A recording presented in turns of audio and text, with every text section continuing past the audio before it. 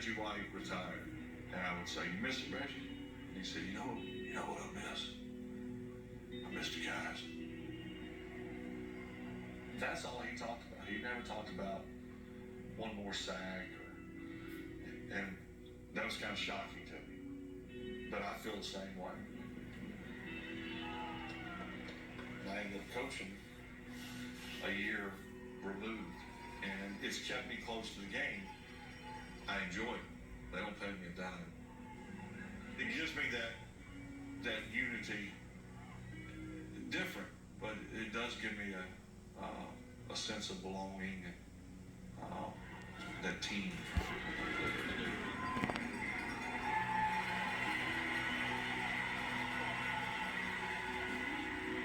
I'm much happier than I thought I would be.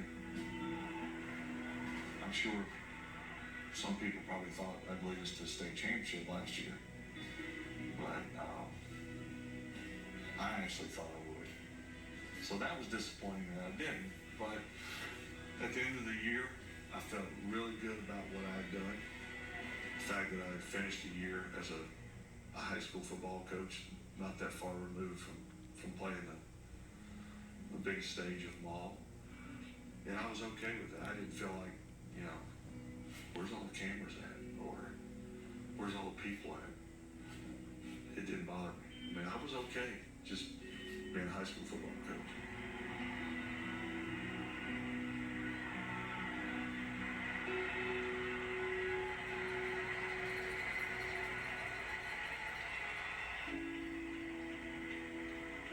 Teams are essential, and one of the things that make us different from all the other animals in the animal kingdom, the way we can work in larger teams together, it allows us to do something as a group that we would never be able to do on our own. Sports are one of the ways we connect with each other. When my son was 3 years old, I think 3 or 4, I was watching a hockey game. He never seen a hockey game, and he kept asking, "Who are the guys in the red shirt?" And I said, "Oh, that's New York Rangers." "Who are the blue shirts?" And I said, "That's Boston." He said, "What is closest to us?" And I said, "I think New York is 100 miles closer than Boston." And he said, "Oh, then I'm for the red guys." And from then on, the whole game became something more purposeful. He wanted the ones who were closer to us. I want them to. It's kind of been bred into us to pick a team, commit to that team, or pick a sport, commit to that sport. It's hardwired to have a sense of belonging, to be part of a team, a group. It makes us feel very, very good. You can experience flow. You can get into the zone in all kinds of activities. People say that athletes die twice. They die when their career ends, and then they die when they die. But I also like to say that athletes, but anyone, we're also born twice. We're born when we're born, but we're also born when we actually know why we were born, when we fully realize the purpose of our life.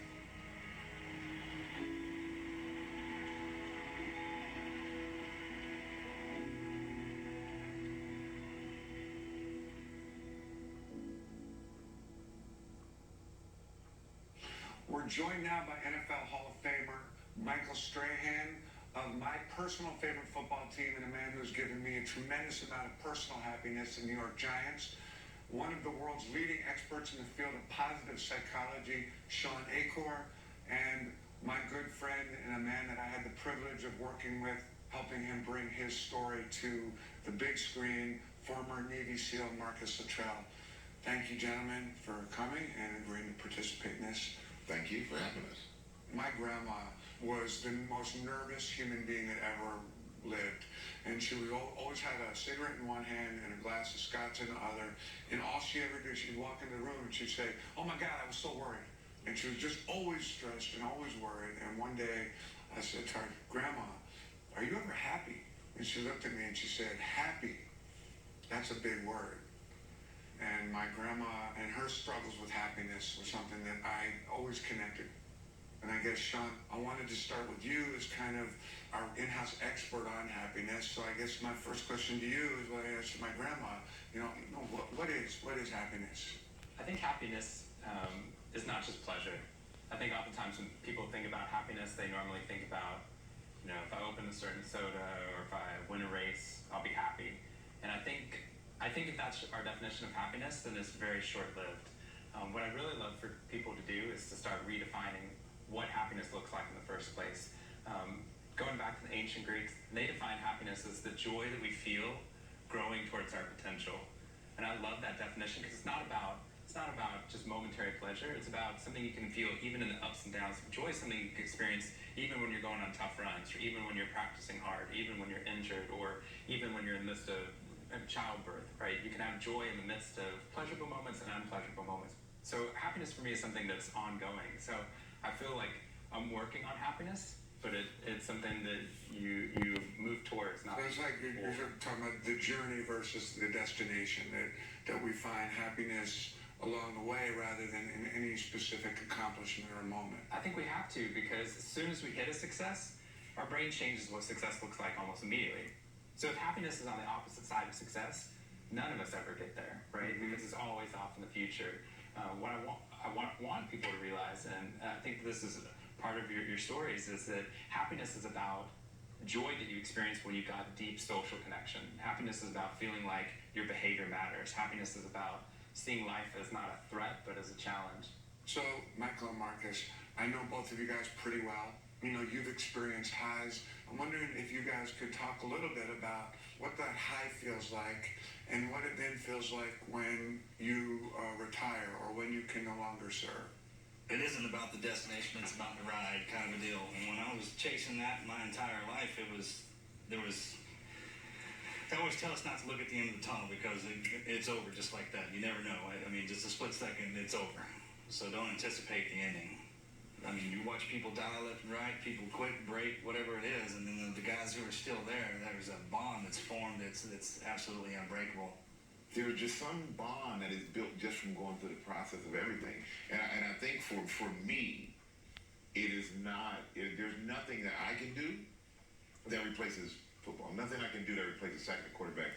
There's nothing I can do that replaces walking out in front of 80,000 people who are screaming and just all of that. But I don't miss that.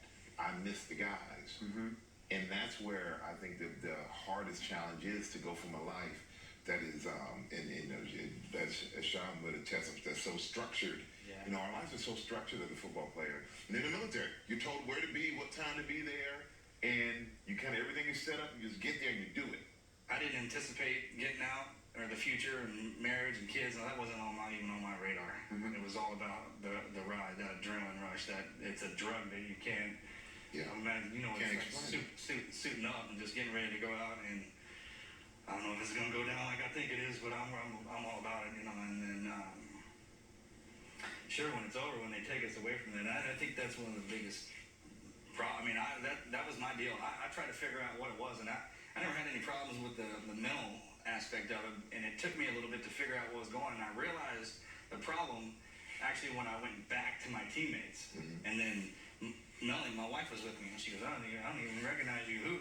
I mean, I was bouncing off the walls, and there's that hole that's created when they separate us from our teammates. Yeah. And it can never be filled until you get back around. And we find, obviously, as we grow older, and I'm married with kids now, and I have a new focus, and that's my happiness is on. But there's always that part of me that, because that's what we are. Yeah. You can separate us from it, but it's ingrained in our DNA. And no matter how hard you try, no matter what we focus on, everything else, there's that empty hole that can only be filled when you're around it. And we were talking earlier. That's why you reach out and kind of touch the things that revolve around what we used to do. How hard was that adjustment for you guys when you first retired? I'm talking about really like the initial days of really realizing, I was probably right after that. You wake up and you wake up, it's not like, the thing is, it was an off season after, I retired during the off season, but, you're still going through it, going, okay, July, your body starts feeling. I'm supposed to be doing something. I'm supposed to be doing something. That's exactly right. And when what you're so used to doing isn't there for you to do anymore, you're looking around like, Basically probably looking at your wife going, you want to play football? I mean, I think one of the biggest mistakes that my community, the guys in my community, and I think with football players too sometimes, and athletes overall, is even though they break us out of that routine that we're in, playing the games and everything like that, some guys just stop everything altogether. I agree. I mean, I still get up in the morning and PT like I did. That shouldn't change. I mean, I need to take care of my body. Just because I'm not in the teams anymore doesn't mean it's going to take care of itself, kind of a deal. I mean, they found that exercise is the equivalent of taking an antidepressant for the first 6 months, but for the next 2 years afterwards, you have up to a 30% lower relapse rate going back to being depressed. And part of the reason for that is this idea that every time you exercise, you've been successful. You record a victory in your brain, and it cascades in the next activity. Like, if I've been successful there, I want to do it somewhere else. I want to do it somewhere else. And we find that people who exercise in the morning are better at dealing with their inbox at 2 o'clock in the middle of the day, that there's this cascade of success that they experience in their life. But what I find so amazing about what you're both describing is that this high, this moment of potential is in the midst of so much stress. I kind of like the stress. That was a drug for us. Yeah, I like the stress. When the pain is fuel kind of a deal for us, and the more it hurts, the more you push. And I keep referring back to the whole team environment. Not that I can't handle anything on my own, but I'm just saying it makes it a lot easier when you got somebody there suffering with you. And then the victory is sweeter when it's over as well. And that was the one challenge that I loved the most, with trying to get, as a leader, 53 guys on that field on a Sunday to all believe that you always got a chance to win, that, this practice we're putting in during the week, it will lead to that, and try to get everybody on the same page. Similar, right? Sure, and I mean, that also has a lot to do with experience and youth, because you know as well as I do, when the young guys get hit hard and they go down, it's, man, I think we're beat. Yeah. And then the guys who've been around and been in that struggle are like, well, we're down, we ain't beat. And I'm done. And sure, to rally all those guys around, absolutely. So I miss the stress. Yeah. No, it's... But so once the game stops, and now you're dealing with all the stressors we're dealing with, age, motivation, purpose, is it a transition? It's hitting a brick wall at 100 miles an hour. That's what it's like coming out of something like that. I mean, we're talking about being in gunfights and enjoying it. I asked everything I ever wanted that I got, all of everything I wanted. I wanted to be in the worst situation. And all the guys in my community, that's why we're in our community together. And they separate us from everybody else, because sure, there's probably something a little twisted about us, but you have guys like us on the line. That's just the way it is. Yeah. And I kind of look at, like, the injuries are like a badge. It's like a badge of I see that. I remember you showing me that one. Oh, that was done like that. Yeah, well, the old time, the guys who come ahead of us tell us that. They're like, you're going to be jacked up. But don't you look at You're like, yeah, you don't know what you're talking about. Right. You don't know what you're talking about. I'm here, I'm young, and let's get it on. Then knee, shoulders, back, concussions, whatever it is. Yeah. And like, hey, man, that juice was worth the squeeze. I wouldn't change it. You guys are both kind of, in my opinion, pretty stellar examples of two guys who have made pretty successful transitions, But it hasn't been easy. Sure, no. I think people look at the end result now and they go, oh yeah, he's doing this, maybe within movies and he's on TV. It wasn't easy for us. How did you do it? I just persevered. I didn't quit. And I think that's the key. Just don't quit, because even when I knew when I retired that I could go do a job at Fox and do a football show, I was still depressed for not being, in a sense, for not being able to play football. And I'd be in the studio, and the games would come on, and I'm sitting there in my chair rocking, and Howie Long says to me, every year goes by, it gets a little easier. Sure, absolutely. Football doesn't last forever. No. SEAL teams don't last forever. I mean, the problem is a lot of times we get so wrapped up in that there is no end. I mean, I never thought I'd live to see 40, and that was kind of a true statement. Anytime I ever get stressed out or anything, I remember I'm still pretty sharp upstairs. I remember that fire I had growing up and what I wanted to do, and that's what keeps me. Like, hey, I'm doing something else. Let's put that fire forward and keep going. How does what they're saying translate to you, to all of us? I think it's so difficult when you have these high moments you guys are describing, that if you compare a moment to that, it's going to lose, right?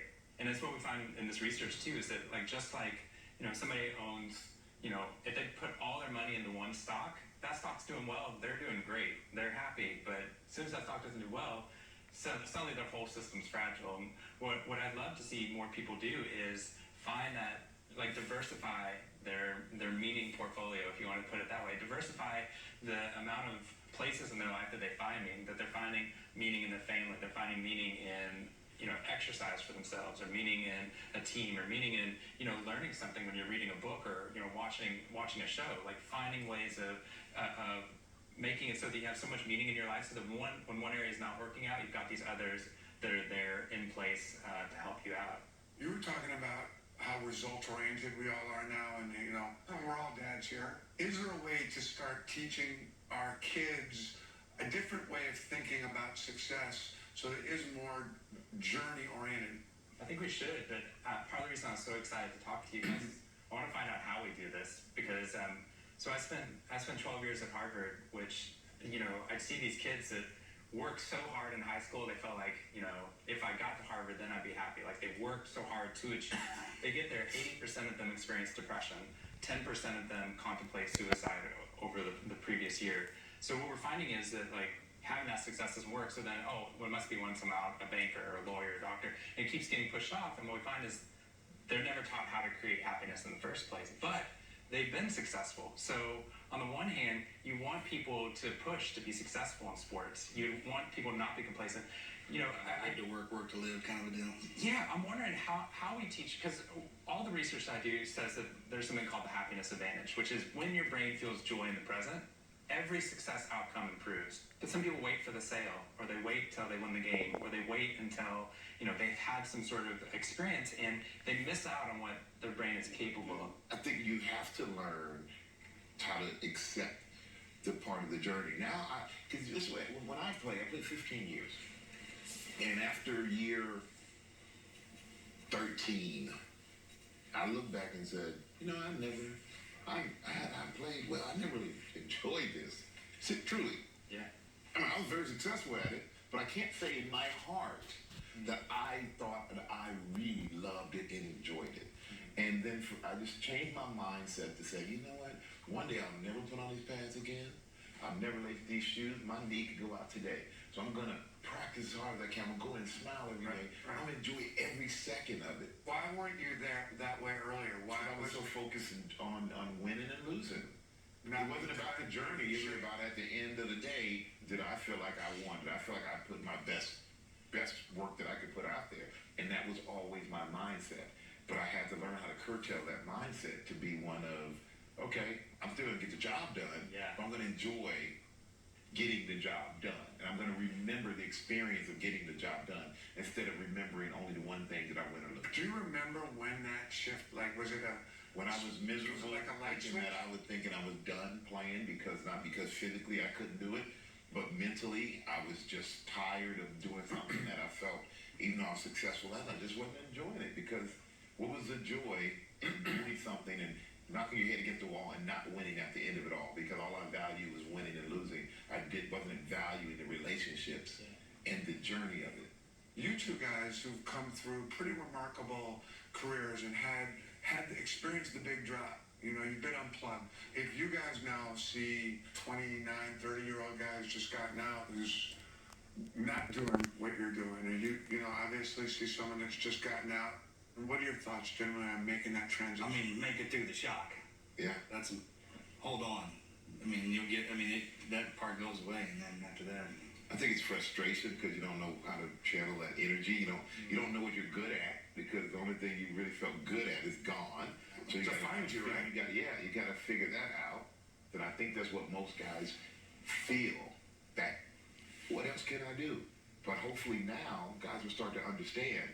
People are smart and people are talented in more than one way, and you can find happiness, you know, in your personal life just as much as you can find in your business life, in so many different ways to be happy. And I found that some strange way in my own roundabout way. I think one of the things that you're both describing is that the joy is what caused you to be so good at what you were doing. And if we could get coaches that are watching this, parents that are watching this, to see that, you know, it's not about like once you get to someplace then you're going to be happier, but if we can instill this idea that if we could create greater levels of happiness now in the present, if they can find that joy now, they're going to be closer to their potential. When you talk about the the fundamental tenets that you might say to whether it's a 30-year-old retiring NFL player, a 30-year-old SEAL that just got out, or someone that's going through a divorce or the death of a loved one, anything. I think happiness is not something that just happens to you. I think it's something we actually have to work for. Otherwise, you're just your genes and your environment. Happiness is a harder choice for some people than it is for other people, but what I love about this research is what we're finding is you can actually deviate both from your genes and your environment to create a different life. And you've even experienced that sense of, I was unhappy at one point, but now I'm happier. It's not just your genes. We found simple things, like just like we train a soldier to look for potential threats within a situation very quickly, we can train the opposite. We can do it with 4-year-olds where you have them think of 3 things that they're grateful for that are new that happened over the past 24 hours. Seems simple, but what their brain is actually training, it's training to scan their environment for the things that actually cause them to feel more grateful. And what we find is we can move somebody from a low-level pessimist to a low-level optimist within a period of 21 days. 6 months later, we can get them to low to moderate-level optimist, that their default changes. And we can do that, a sports team, you can do that with an 84-year-old man, right? But you can do other things. We know exercise matters. We know 2 minutes of meditation, just taking your hands off of your keyboards or your phones and, just watching your breath going out seems simple, raised our accuracy rates by 10%. So how does somebody do that? How do people that are sitting here watching, how do you do 2 minutes of meditation? How do you even begin to do that? I make it really simple. I'd say go from multitasking for a minute to just trying to do one thing at a time. So for me, it's just watching my breath go in and out for 2 minutes. That's about all I can do. And nothing help you better than just take a deep breath. Yeah. Step back. Is that something you guys learn, talk about when you're in the team? I've been doing that my whole life. Martial arts from the very beginning and everything. But yeah, I mean, YouTube, there's multiple phrases for it. Taking a wrap off, step offline kind of deal. And just collect yourself. And I agree 100% with what he was saying. I mean, if I wasn't born a natural athlete, I wasn't big, I wasn't the smartest, fastest. I mean, I saw something that I wanted, and I was willing to do what it took to get it. Mm-hmm. And if you're born, you can pick yourself up and take a breath and have a conscious thought. You can do anything you want. Mm-hmm. I don't care if man, woman, what color you are, what religion. That doesn't mean anything. It's all. Nobody has any idea what's in here. You can't stop that fire, or you guys kill me. They're stopping me, kind of deal. That's the mentality we have, and that's why we. I just want to accept. I won't accept that. But you're right. It's not. I always found wasn't always biggest, strongest, fastest is the one who wanted it. Yeah. Who wants it more? Do you still feel that, obviously in a different way, you're not allowed to go around sacking people and you can't shoot people anymore, but is that competitive fire still there? Is it still... If it has to be in certain ways, Sure. But for the most part, I don't go through every day looking, going, oh man, I got to get that guy, or I got to be number 1 at this. But something's getting you up in the morning. I think what it taught us is how far we could push ourselves before we broke. And most people don't know what the human body is capable of and the mind. And we keep kids from failing so much they never learn that, right? Like what you guys... Oh, my kids don't know how to have that problem. Well, that's good, right? Because we got these helicopter parents who, make sure their kid's not going to fail. Like, they're going to do their paper for them just so they don't fail. They'll finish their science fair project. So they never ever learn what they're... Like, we get the kids at Harvard who break that first year. They had all these great grades, and they just shatter the first time they get a C or a B or, heaven forbid, an F on a test because they've never learned how to overcome a challenge in the past. And I think that's one of the things we could be teaching people earlier on is that, like, the failure isn't bad at all. That's what actually teaches you where those limits are, and when you overcome them. Oh, yeah, I mean, absolutely. You don't have any idea how good you can be until you've been beat. Mm-hmm. And when you pick yourself up from that. I remember the thing that I'm proudest of were when you're on the field, the game's over. Your team's getting their butts whipped. The other team just going to run the ball down your throat because they're just running the clock out. And the coach is like, come on, Michael, come out the game. You don't need to get hurt. And I said, absolutely not. I helped us get in this hole. I'm going to be out here to the end because if I come off to these guys, they're not going to respect me. Mm-hmm. There's no stars. There's none of that. It's you're a football player at that moment. You're not better than your team. You're part of that community. You're part of that community. And isn't that the final thing that you talk about is community, right? That exactly what you're talking about. It's my favorite subject, and you both talked about it. Like, it's the thing that you miss most, right? It's that community bond that you can feel. the question is how you replicate it, and you can't, right? You can't replicate what you guys have experienced. But what we should do is we got to teach kids, we got to teach ourselves, we got to teach society how to create some social bonds better, right? But my question is, how do you talk about something like happiness at boot camp or in buds? How do you? Well, it's not. There's a time and place for that. I mean, that doesn't belong there. Yeah, that's not why you're there. So where does it belong? Where should they be teaching it? And not just in this, also, where do you teach happiness in sports? Like, how do you teach people early on it's not about the win, it's about what you were describing earlier? Yeah, maybe enjoying the journey, enjoying every day, enjoying I think what I realized when I enjoyed the journey and I focused more on practice. Every drill was important. Every step I took, where my hands were placed, I took pride in trying to be what I needed, the best that I could be. And I think if you can teach happiness and enjoyment of every step, it leads to that. And at the end of the day, if you have enough guys who believe in that, you will be successful. You will win. I do agree with And I that. think if you define happiness right, happiness becomes the greatest competitive advantage on a team. It becomes that joy that causes you to actually hit that potential. But it's got to not be happiness that's just like a smile on your face or pleasure. Because I used to think I had to be angry to play every game when I was young. Yeah. He talked about my mama. That dude don't even know what dude do. He don't know my mama. But I had to get it in my head. Trying to get angry. Yeah. But as I got older, I didn't have to. I could talk to me, have this discussion on the sideline. I'd be sitting on the bench, we'll have this discussion. And I say defense. I say, hold on, I'll do that thing. Once I put my helmet on, Yeah. go do what I gotta do, come back, sit down, and pick up the conversation where we left off. Time to go to work on the right Yeah. thing. I'll be right back. That to me starts getting into the realm of becoming a master and really understanding an experience like football or like combat. And you're no longer the young rookie that's full of misguided ideas. Sure, we're lucky. We not only made a pretty good career, we're fortunate afterwards too. But you don't have to be a Navy SEAL. He wasn't born a professional athlete. I wasn't born a Navy SEAL. If you're watching this and you think that just like, oh, I can't. Man, retiring at 30, we had a guy in the buzz class, 32. I had one of my officers. He's not with us anymore, but he was. Hey, I said something to him about going to medical school after I got out of the military, and I was like, I think I might be too old. He goes, the minute you think you're too old to do anything, start digging a hole. You think, gotta let you know when you're too old, because you'll be done, kind of a deal. Never too old to do anything, man. Just start it and keep going. And if it ain't meant to be, it's not to be. Stay in the game. Thank you guys. Michael, Thank you. pleasure. Marcus, Sean, thank you so much. Thank you so much for being here. Thanks for watching. Stay to play from Los Angeles tonight. Good night.